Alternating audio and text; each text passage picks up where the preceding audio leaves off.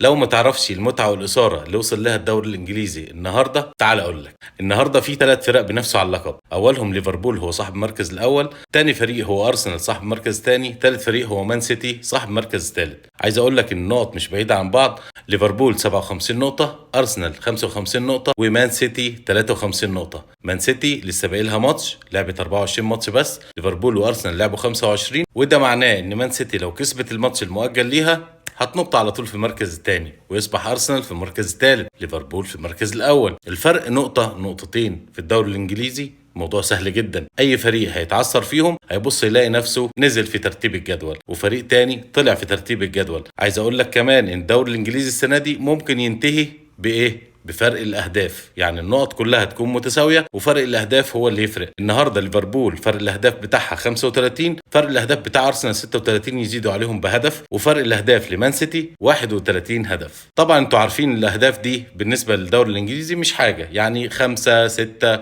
الدنيا دي سهله. يعني ممكن تلاقي فريق بيخسر بالسبعه وممكن تلاقي فريق بيكسب بالسبعه، مفيش مشكله. وبس كده، هم دول ال3 فرق اللي هينافسوا على الدوري الانجليزي السنه دي: ليفربول، ارسنال، مان سيتي. هنشوف ايه اللي هيحصل من هنا لاخر الدوري، وهنفضل كل مباراة في نفس المتعة والإثارة لحد آخر دقيقة في الدوري الإنجليزي.